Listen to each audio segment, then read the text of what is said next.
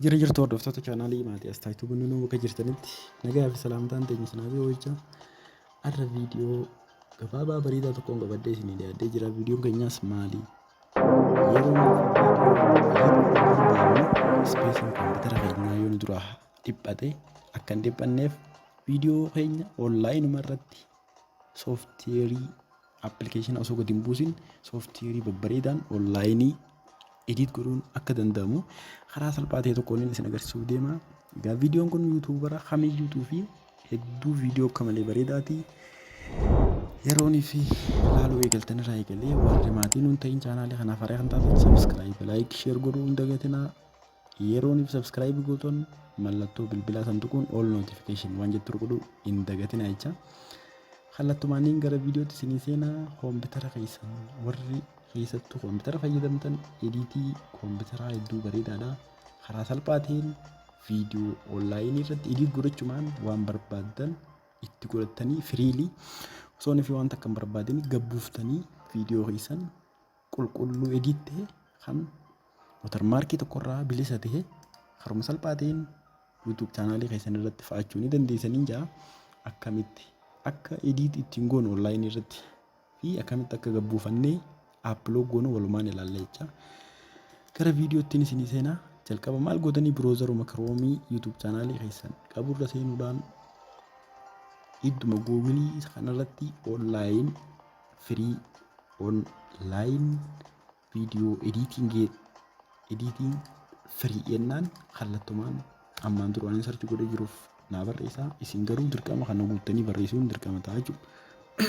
Erga isin booda intros ta'e outro viidiyoo subscription butonii copyright irraa bilisati karaa salphaa ta'een argachuudhaan onlaayinuma irratti edit godhuun osoo fi appilikeeshina gurguddaadhaan koompitara keessan hin rakkisin onlaayinuma irra edit godhuun gabbuuftanii chaanaalii keessan irra fa'uu ni danda'aman isiniin jaa baay'eetu jira. Egaa onlaayinii viidiyoo editingiin kun isaan kana keessaa irra tokko filadhee isin agarsiisa. Flix Clip online video editor make video for free jaa haruma salphaa ta'een Flix Clip isa joonarra click godhachuun gara keessaa seenuu ni dandeessan. Ergasiin booda wantoota barbaachisu hundaa'u viidiyoo keessaniif amma fakkeenyaaf viidiyoo editingii maal irratti hojjechuu barbaadan intro yoo barbaadan intro, outro yoo barbaadanis outro akkasumatti karaa biraatiin viidiyoo guutumaan guututti edit godhachuu barbaadan akkasumas viidiyoo barnootaa, viidiyoo nyaataa, viidiyoo ispoortii gosa chaanaaliin keessa waan irratti isin hojjettan asiin isin filachiisaa jechuudha. Akkana dhufa amma fakkeenyaaf iddoo kanarra maaltu jira? Person jaa, business and service jaa, creative, social media and community jaa. Social media inni jiru maali? Instagram, Facebook, YouTube jira. Kana listi isin godha. Irra kilii godhatanii ilaaluu ni dandeessanii jechuudha. Amma fakkeenyaaf irra kilii godhatiin isin agarsiisa. Haruma salphaa ta'een yeroo social media irra kilii godhatan YouTubeif, Instagram Reel, Instagram Story, TikTok, Twitter, Facebook, LinkedIn and etc jira. Hedduudhaaf garuu isin yeroo nufi YouTubeidhaaf viidiyoo edit godhuu barbaadan YouTubeidhaaf ittanii filachuu qabdanii jechuudha. Saniifuu iddoo kanattis amma personal jira wantoota asii gad jiru kana keessaa ni filattanii business and service kun immoo waan isin irratti adda godhattanii hojjechaa jirtan. Amma fakkeenyaaf an teekinooloojii irratti hojjedhu ta'e isa teekinooloojii jiru kanarratti galii godhachuudhaan kallattumaan viidiyoolee teekinooloojii kan copyright irraa bilisa ta'an walitti dhaabinaa fidaa akkanatti erganaa fiteen boodatti egaa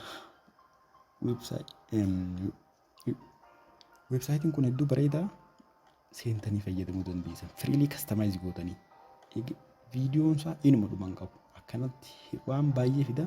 Isaan kana keessaa amma tokkummaarra kilik godhachuudhaan edit godhee isin agarsiisa. Kastamaayizii godhee karaa chaanaalii keenyatti deebisee jechuudha karaa salphaa ta'een. Erga kana seenneen booda maaltu jira? Amma fakkeenyaaf isa kana yoon barbaade, isa kana yoon barbaade, isa kana yoon barbaade, akkasumas isa kana yoon barbaade hammiin barbaade irra godhuu danda'an yeroodha. Fakkeenyaaf tokko isin agarsiisa jechuudha. Isa kanaan barbaade taanaan isa kanaan barbaade taanaan kaniin barbaade. Amma fakkeenyaaf ani isa kanaan barbaade hunjee maalii akkanattiin irra kilik godhee seenaa akkanas sii banama. Erga siin booda maal goota? Reeshoo ni filatta.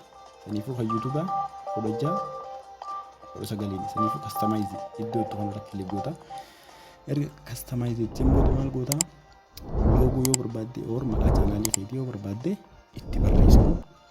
Kallattumaan karaa chaanaalii keetii customize goota jechuudha. Ergasiin booda steppii waan hafuus waliin ilaallaa.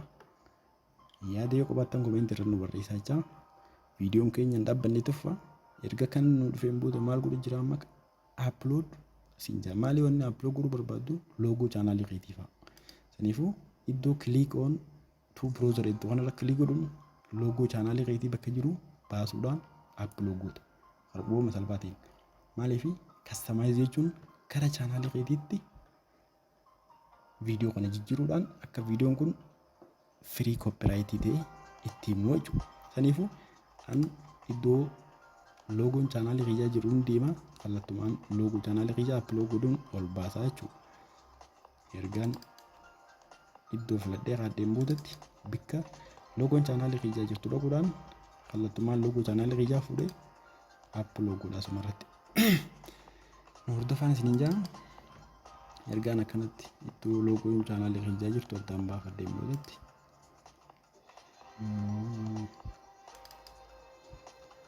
Kenna iddoo loogoo chaanaaliin keessanii jirtu filachuudhaan upload godhuun dirqama ta'a jechuudha. Iddoo loogoo chaanaalii keenyuma suuraa wayiitiin fuudhee isin agarsiisanii loonii fi loogoon chaanaalii kiyyaan jiraannis amma fakkeenyaaf suuruma wayiitiin fuudhee isin agarsiisa. Suuraa isa kanaan fuudhee isin agarsiisa kan ta'e oopiniin jaanii jechuudha. Saniifuu waan suuraa loogoo chaanaalii kiyyaa jiru irraa fagaatee jechuudha. Saniifuu maaliin godhaa akkanattiin banee ilaala viidiyicha kana. Akkanattiin irra kilik godhee ilaala. Ergaan akkanatti irra kilik godhee naa baaseen boodatti iddoon barbaadu haachuuf maaliin jaanii asirratti kilik godhaa yoon bakka kana barbaade yoon bakka kana barbaade akkasumas deema.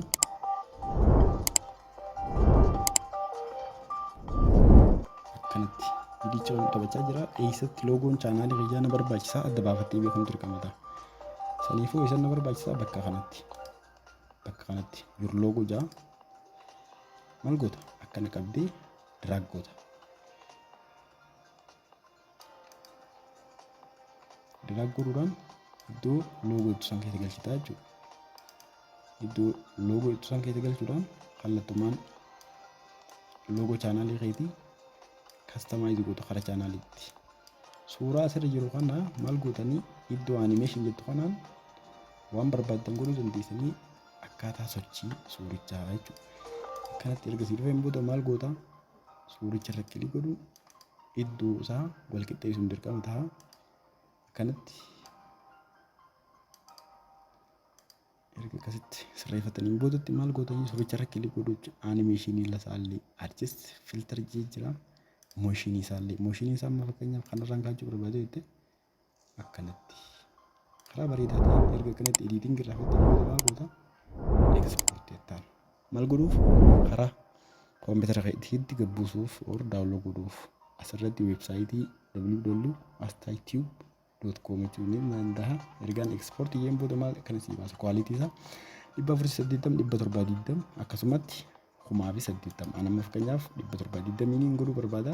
Export godha. Ergaan export yeen boodatti kallattumaan daawunlood naa ta'a jechuudha. Isarratti daawunloodii koompitara kiyyaa keessatti erga daawunlood naa ta'een boodatti amma fakkeenyaaf aniin amma reefu hojjedhee xumuree tokkoon isin agarsiisa. Ergaan daawunlood jeenii naa dhumeen booda maali akkana naa ba'a.